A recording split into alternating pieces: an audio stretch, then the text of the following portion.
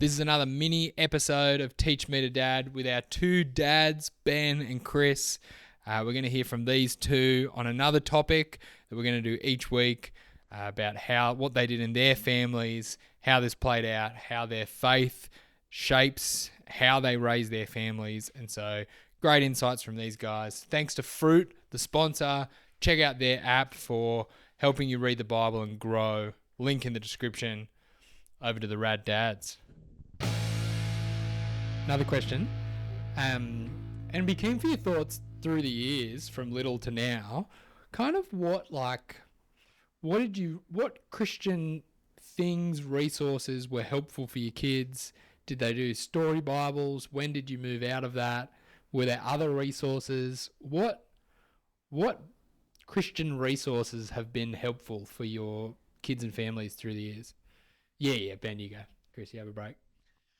Well, I need to say Colin Buchanan right now. It just came to me as you're asking, because he's actually at this Spirit Alive conference that Cass was at. And she sent a little clip of him and sent around to all the kids just yesterday. And they were just stoked that it's Colin Buchanan, like represent Australia, but it's also Colin Buchanan. Like he's just part of the fabric of our family, which is great. So he's been a wonderful resource. But there's been a couple of books that we've found helpful. And I've just got a couple here that sort of jumped to mind when asked this question. Is Max Lucado, I Am Special, is a helpful book. And that would be a book that we read to all of the kids. And one of the things that we really wanted to do is do all we can for the kids to fall in love with reading and books. And so we thought, as Chris mentioned, I'm also just one guy trying to figure this out and by far from perfect, right? But things that we attempted to do, some more successful than others. So there's some epic failures, which I'm happy to share. But it's to try and fall in love with books. And so because then we can consider what are good books that the kids may read, and they can then enjoy reading those sorts of things. And so Max Lucado was good. I think he's got an incredible way. But then also different Bibles. So there was a Bible that was the Jesus Story book, and there's also multiple others like Noah's Ark, and there's the pop-out books and all those sorts of things, which are fun. And so we really did that. And even from an early age, we tried to instill reading before going to bed, right? And so we would read before going to bed. But then we invested in devotional books. And so each of the kids would do a devotion, and it became a bit of a routine for us. And so on their own personal devotion, where they would actually write things down, right? So it's more that the reason for the writing down was more that there was a task involved in doing it. It's not just reading and going off into another space, which I tend to do. So writing it down is helpful for me. Is to write it down. So that was a routine for us. When do you think that stuff came in, age-wise?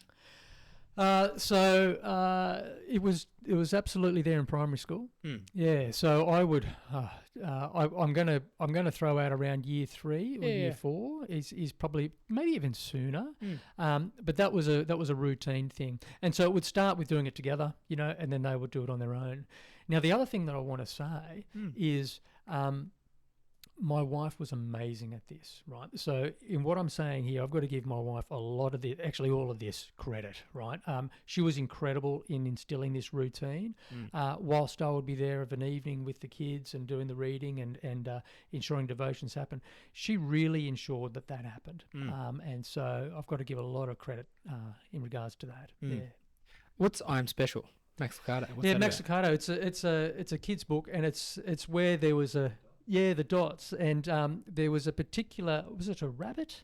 I think I'm just trying to remember. I may be getting it mixed up with another one. Yes. Oh, that's right. No, well, Max Lucado wrote a few ones, but essentially what it is that there is a mark on. I believe it was could have been a rabbit.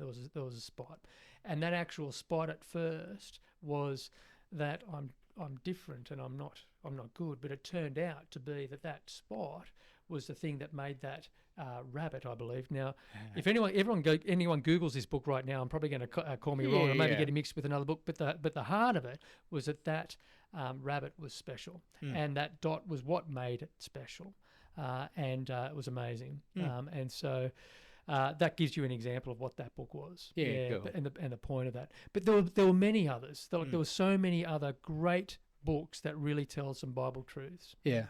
Oh, that's helpful. Chris, resources, kids' Bibles, different things that you found helpful over the years. Yes.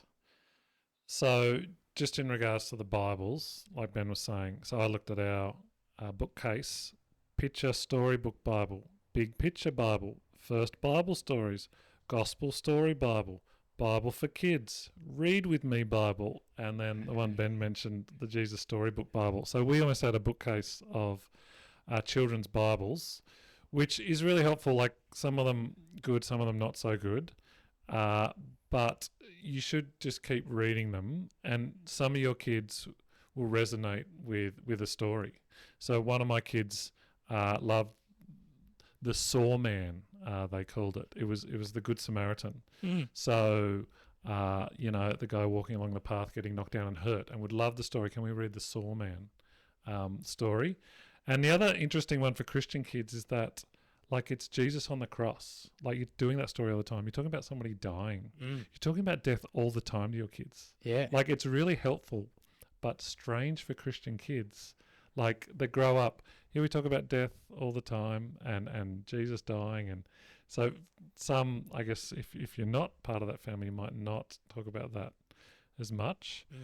So Bible's good resource. Ben prompted my memories of trips in the car. Like, when your kids are little, you get to choose the music. That will change, okay? That it will not fly anymore. But if you choose like gospel music, or Colin Buchanan is amazing, or if your church puts out CDs, while you can choose the music in your car, choose it wisely, because that will change. And I think today's podcast being a bit older, one thing I want to say is that, for you young dads, as the kids get older, things change. Things that you used to be able to do is a bit harder. So other books, we've done Narnia books as family devotions, Pilgrim's Progress for kids, Operation Mobilization. I don't know whether you know that. Operation World is a book that goes through every country in the world, gives you statistics on how many Christians there are and population and density, and pray for them. So I'd commend that. There was a good Bible app that we did for a while. I guess it was the Picture Storybook Bible as an app, which took up a lot of the storage on the iPad. So to me, this kind of leads into family devotions, running that, and that's a bit of a minefield, I think. Our family's method was to do it after dinner, possibly during dessert, when there were things in the kids' mouths, or they were physically doing something to distract them so they could sit there and listen. And we still do that with 16, 13, 10-year-olds. It's during dessert when they're sidetracked by eating, and that's our current method of family devotions. Yep, after dinner. Yep. Yes, that's what I've got. Ben, did that jog any memories? Yeah, well, I talked about epic fails before. Yeah, Kurtis. go on. Yeah, and God humbles us. Yeah, it just happened, right? Max Lucado's book is actually called You Are Special, not I Am Special. Oh, you're way off. I am way off. There's a significant change there. And the other thing is it's got to do with the Wemmicks, and the Wemmicks could either get stars or grey dots. And they got grey dots. This particular one got grey dots. And the heart of it is to say it's not what people think of you, it's what God thinks of you. So I just needed to do a quick recovery there. As I was saying it, I could see Chris looking at me a bit puzzled, thinking, I think you're getting your books mixed up. And as I was talking, I think I'll get my books mixed up, but I was. But there you go. I had to recover. Yeah, there. good idea. Oh, that's good.